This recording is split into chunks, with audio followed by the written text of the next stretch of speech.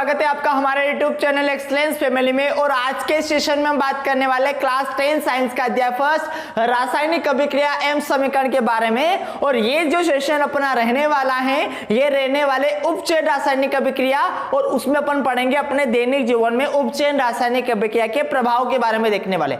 तो देखिए अपन क्या बात करने वाले हैं, अपन बात करने वाले हैं अपने दैनिक जीवन में उपचयन अभिक्रिया के प्रभाव को देखेंगे। तो आपके चैप्टर में केवल दो प्रभाव दे रखे हैं। तो सबसे पहले दो प्रभाव को पढ़ने से पहले अपन ये समझ लेते हैं कि आखिर में ये जो वर्ड दे रखा है यहां पर उपचयन, इसका मतलब क्या होता है। तो देखो उपचयन का मतलब क्या होता है अपन ने पुराने वीडियो लेक्चर में डिस्कशन कर लिया था। तो उपचयन का वापस से समझ लेते हैं। उपचयन अभिक्रिया का एक और नाम था जिसको अपन कह रहे थे ऑक्सीकरण रासायनिक अभिक्रिया। तो देखिए ऑक्सीकरण रासायनिक अभिक्रिया या फिर उपचयन रासायनिक अभिक्रिया क्या होती है, इसकी परिभाषा आपको पता होगी। तो जिसको पता है वो वीडियो को पॉज करके एक बार उपचयन रासायनिक अभिक्रिया की परिभाषा याद करने की कोशिश करिए। तो देखिए उपचयन रासायनिक अभिक्रिया वो अभिक्रिया जिसमें ऑक्सीजन का वृद्धि होती है, ऑक्सीजन बढ़ता है, या फिर हाइड्रोजन का ह्रास होता है, उसको क्या कहते हैं, उसको कहते हैं अपन उपचयन अभिक्रिया कहते हैं। अब इसके प्रभावों को देखेंगे और इसके प्रभाव अपन पढ़ेंगे दो। पहला पढ़ेंगे अपन संक्षारण और दूसरा पढ़ने वाले अपन विकृत गंधिता। तो देखिए सबसे पहले हम बात करते हैं संक्षारण के ऊपर कि संक्षारण क्या होता है। तो संक्षारण के टॉपिक को पढ़ने से पहले मैं आपके दैनिक जीवन में आने की कोशिश करूंगा।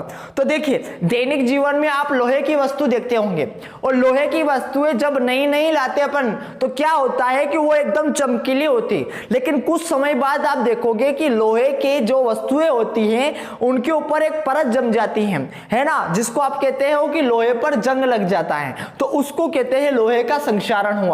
इसी तरीके से हर एक धातु का क्या होता है, संक्षारण होता है।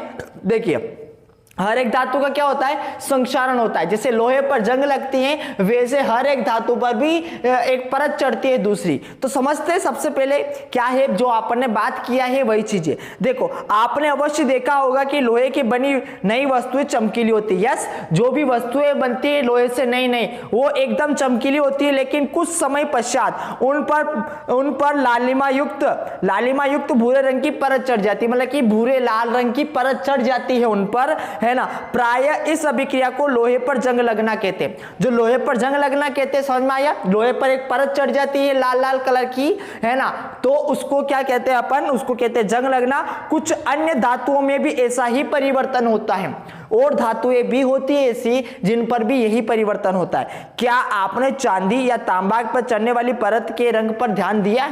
सबसे पहले अपन बात करते हैं चांदी के ऊपर। किस पे बात करते हैं, चांदी। तो चांदी अपने घर के आसपास या फिर आपको कहीं कहीं देखने को मिल जाती होगी। तो जब आप चांदी लाते हो या फिर चांदी के जेवरात जो होते हैं वो जब आप शुरू में लाते हो तो उनका जो कलर होता है वो एकदम श्वेत होता है, सफेद होता है। लेकिन जैसे जैसे टाइम निकलता है ना, वो जो आपके जेवरात होते हैं चांदी के वो क्या होते हैं, काली परत चढ़ने लगती है, मेले मेले होने लगते हैं, तो उस पर भी एक परत चढ़ जाती है। ऐसे तांबे के बर्तन आपके घरों में मिल जाते होंगे, तो तांबे के परत पर क्या होने लगती है, एक हरे कलर की परत चढ़ जाती है। तो उसको कहते हैं कि लोहे का संक्षारण हो रहा है। जैसे लोहे पर जंगला, उस चांदी पर काली परत चढ़ी, मतलब कि चांदी का संक्षारण हो रहा है, और साथ ही आपके तांबे का संक्षारण हो रहा है। तो ये धातुएं जितनी भी मैंने बात की, लोहा, तांबा और चांदी, संक्षारण क्यों होता है इसके ऊपर आते हैं। जब कोई धातु, है ना, क्या दे रखा है यहां पर कि जब कोई धातु, इसे परिभाषा के रूप में लिख सकते हो, जब कोई धातु अपने आसपास अम्ल, आर्द्रता आदि के संपर्क में आती हैं तो वे संक्षारित होती हैं, और उसे अपन क्या कहते हैं, इस प्रक्रिया को अपन संक्षारण कहते हैं। तो संक्षारण की एक परिभाषा और होती है कि धातुओं का शने शने मतलब कि धीरे धीरे नष्ट होना क्या कहलाता है, संक्षारण कहलाता है। एक संक्षारण की परिभाषा ये होती है, और दूसरे संक्षारण की परिभाषा अपन डिस्कशन कर चुके हैं जो अपन ने यहाँ पर दी है।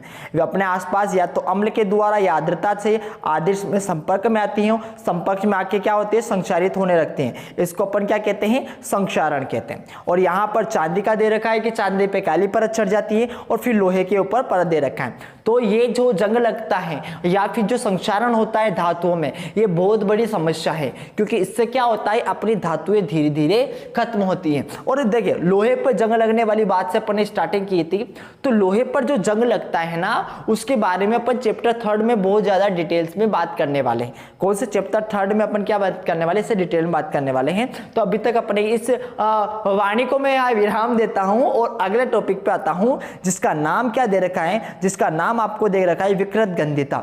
विकृत गंधिता नाम का संधि विच्छेद करो। विकृत गंधिता, गंध ऐसी जो विकृत लगे, जो आपके नाक को अच्छी नहीं लगे।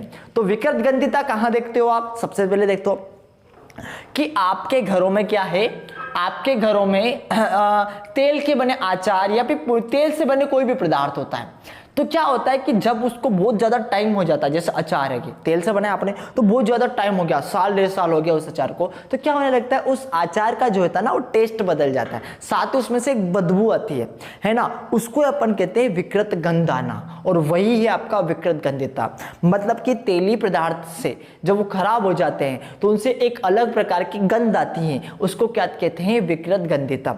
अचार देखा, या फिर आप अपने घरों में देखते होंगे कि कभी कभी अगर सब्जी ज्यादा टाइम रखी ली जाए तो उससे अलग ही आपसे बदबू आने लगती है, अलग बदबू आती है उस सब्जी से, तो उसको कहते हैं विकृत गंध आना। क्लियर है? तो विकृत गंध मतलब कि वसायुक्त या तेली खाद्य सामग्री जब लंबे समय तक रखा रहता है तो उसका स्वाद या गंध कैसी होती है, आपको पता ही है स्वाद या गंध। उपचयित होने पर वह तेल वसा विकृति हो जाते हैं और इसके बाद गंध बदल जाती है। अतः तेली वसायुक्त खाद्य सामग्री में उपचयन रोकने वाले पदार्थ प्रति ऑक्सीकारक मिलाए जाते हैं। इसलिए आपने देखा होगा जो चिप्स आते हैं, जो आपके चिप्स आते हैं, कहाँ चिप्स आते हैं? चिप्स आते हैं आपके पॉलीथीन में आते हैं, तो पॉलीथीन में एक गैस भरी हुई रहती है, वो गैस एक ऐसी होती है जो प्रति ऑक्सीकारक होती है। क्या होती है प्रति ऑक्सीकारक? मतलब कि प्रति ऑक्सीकारक का मतलब ये होता है बेटा, प्रति ऑक्सीकारक का मतलब होता है जो आपका उपचयन अभिक्रिया को रोके, उपचयन अभिक्रिया को रोके, उसको क्या कहते हैं प्रति ऑक्सीकारक पदार्थ। इसीलिए आपके जो चिप्स होते हैं उनकी जो पॉलीथीन होती हैं उसमें क्या करते हैं नाइट्रोजन गैस भरते हैं। क्यों भरते हैं? ताकि आपका उपचयन अभिक्रिया उसके अंदर ना हो। क्लियर दोस्तों? तो विकृत गंधिता समझ में आया। चिप्स के थैली में यहां से ऑब्जेक्टिव बनाया जा सकता है कि आलू के चिप्स के थैली में, आलू के चिप्स के थैली में क्या कौन सी गैस बनाई जाती है? तो नाइट्रोजन गैस भरी जाती है। और यहां से एक ऑब्जेक्टिव बना सकता है। तो यहां से ध्यान रखना कि आलू के जितने भी चिप्स आते हैं उसमें नाइट्रोजन गैस भरते हैं। क्यों भरते हैं? ताकि वहां पर आपका उपचयन रासायनिक अभिक्रिया ना हो, उस अभिक्रिया को आप रोक पाओ। क्लियर दोस्तों? तो इस सेशन में हम दो टॉपिक के ऊपर बात हैं, दो टॉपिक के ऊपर बात की अपन ने। बात की संक्षारण के ऊपर, जिसको अपन लोहे पर जंग लगने के उदाहरण से समझा, और दूसरी बात की अपन ने विकृत गंधिता के ऊपर, और विकृत गंध हमने आचार के उदाहरण से स्टार्ट किया था विकृत गंधिता क्या होती है। क्लियर दोस्तों? यहां पर आपका चैप्टर फिनिश होता है। और अगर आपने हमारे पुराने वीडियो लेक्चर नहीं देखे हैं तो एक बार पुराने वीडियो लेक्चर की सीरीज जरूर देखिए। ओके दोस्तों? तो वीडियो को देखने के लिए धन्यवाद दोस्तों।